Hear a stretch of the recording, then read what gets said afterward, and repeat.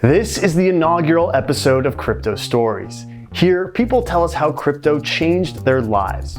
Our first protagonist is Thap Gearryu. He is the founder and CEO of BitCup, Thailand's leading regulated cryptocurrency exchange, which accounts for 95% of all cryptocurrency transactions in the country. He is also the co-founder of Thailand's first and largest Bitcoin wallet company. A few years ago, Thap's parents asked him to shut down BitCup because they were afraid that he would go to jail. And 6 years ago, he was nobody. So how did he become one of Thailand's crypto tycoons? Keep watching to find out. But before that, don't forget to like and subscribe.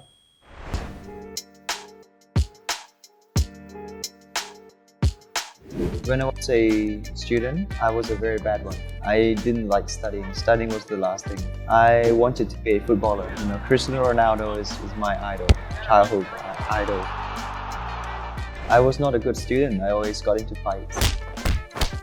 At one time, I broke my friend's arm. I was almost getting expelled by the headmaster. Then that's when we realized that we could not get into any of the Thai universities because our grades were so bad.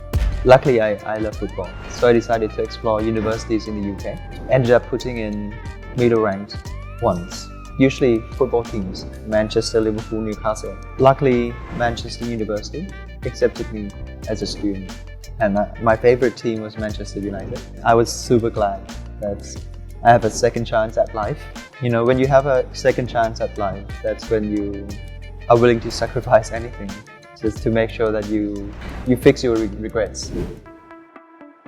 So, on the first day of the first year at university, that's when I went into the library. That's when I realized what the library looks like. I started to revise 4 hours, 5 hours, 6 hours per day. And as a normal teenager's year, you would love to party, you would love to have a relationship. I sacrificed all those opportunities and I was reading harder and harder in the second year, third year. And I ended up coming first out of all of the university at Manchester. And then I got into Oxford for my master's degree. I was the youngest in class to have gotten into Oxford, a class of 50 students. I had no life at university. It taught me that, if we really want something, we need to sacrifice other things. So after graduation at Oxford, I was lost, like other students. Did not know what to do with my life. I tried investment banking in Shanghai for a bit, 2.5 months. I tried working in a financial consulting firm in San Francisco for less than a month. I could not get a job at Facebook, at Google. The best job that I could get that is related to economics was consulting. So every weekend I would drive to, Silicon Valley campus. I would take photos with the like button in front of Facebook building. I would ride Google bikes. I would visit the Intel Museum. That's the best I could do. I decided to ask around. Does anyone know anyone working at Silicon Valley? Can you arrange a meeting? One of my colleagues said, I know a person called Dan Shat. He was an executive of PayPal. Would you like to meet him?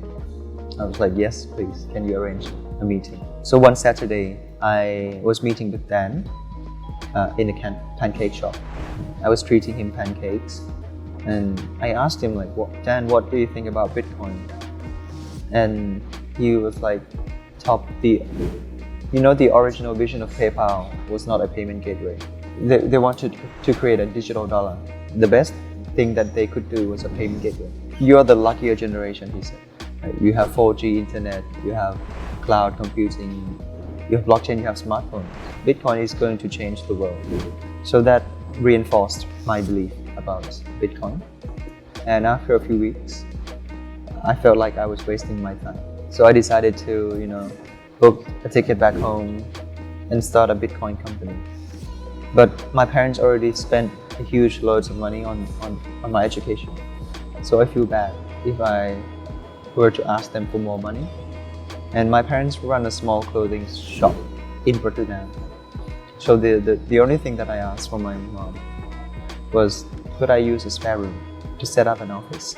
And my aunt, her sister, donated a chair and a table for me. So that's all I had. That's how I started a very first Bitcoin company in Thailand. So I was camping out in this spare room in a clothing shop for almost a year, for 10 months. I could not socialize. I saved up every pennies. My parents were feeding me every meal. I felt like a loser for the first 10 months. My parents were disappointed at their son because they had a very high expectation of me. I had to do everything myself. Operations, customer support, designing of the websites, accounting, legal, companies incorporation, everything by myself. I learned so much, by the way, in that 1 year. It was the best education. One of the happiest days of my life was when we moved out of that clothing shop into a co-working space. We were a team of about 13 people. Then the anti-money laundering officers sent me the letter, the investigation letter, calling me in to their office. I tried to call my friend that graduated from the Oxford University. They were working at a very big law firm, right? No one wanted to help out. They were like, "Top, good luck." Yeah. Even though I had the money to pay. Because imagine Bitcoin like 7-8 years ago. It was really great. No right or wrong. No one wanted to risk their reputation to help. So from 10 a.m. to 7 p.m. I was managing the team of like 13 people. And from 10 p.m. to 3 a.m. I was reading up on all the anti-money laundering rules and AML KYC regulations, things that were not taught in universities. One of the most stressful time of my life. Eventually, my dad drove me to the anti-money laundering officers to defend, to present to them that morning. After I got back to the office, half of my employees left the company after they realized that the company is being called by the anti-money laundering officers. We had to rebuild. We had to rehire. I was so stressed. But it's fine, we rebuilt, we gradually grow. We were able to solve that crisis. Then we moved to a bigger office. We got to a team of 30 people. We moved to a new office in Chitlong. That's when another crisis struck us. The Bank of Thailand sent me an investigation letter. I showed this letter to my dad and he was like, "Pop, I thought you had enough with the anti-money laundering officers. Now you're in trouble with the Bank of Thailand. Are you really gonna go all into all the regulators in Thailand? Are you crazy? Like, shut the companies down now, please." That's what my dad said.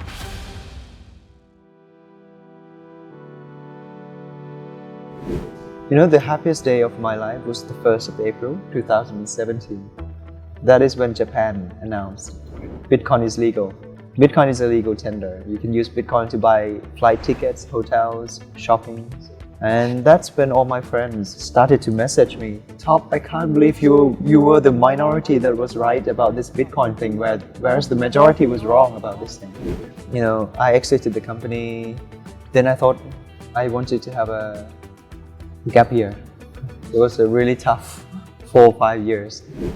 In 2017, the Thai SEC created this first ever FinTech Challenge program. So I applied to participate.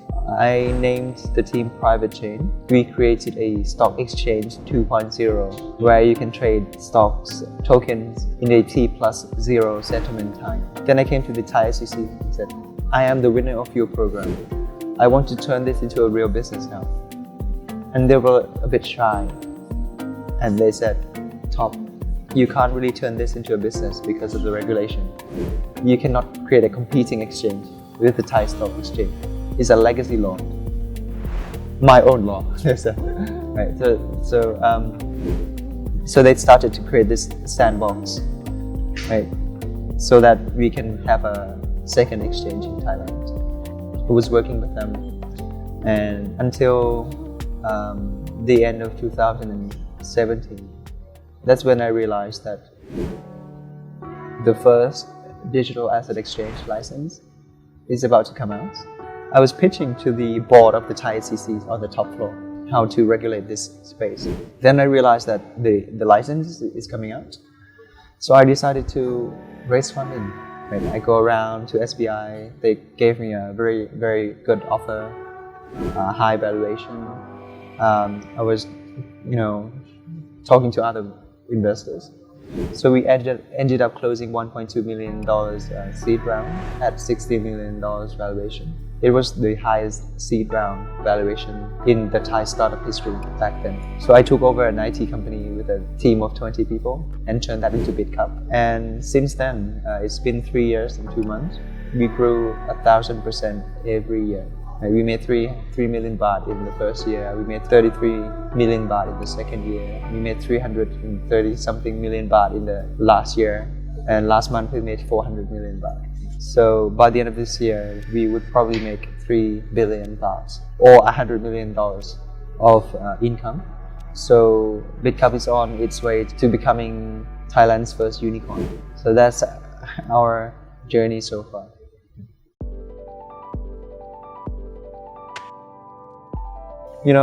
This Steve Jobs statement made an impression on me. He said that we should not believe in the average life, right? Everything around us were created by people who were no smarter than us in the past. We can influence things around us. If we are passionate on something and we take action every day, even one person can change the world.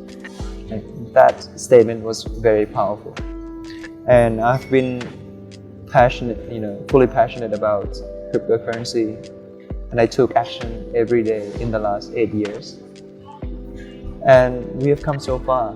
If you look back, if we were to look back, we have, come so far. I could not have imagined what we have achieved today by taking small steps every day, making impact. To be honest, I really enjoy my life right now.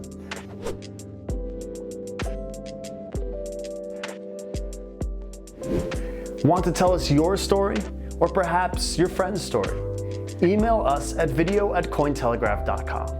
Our next episode will feature tales from Nigeria and Singapore. If you enjoyed the video, smash that like button and share it with your friends.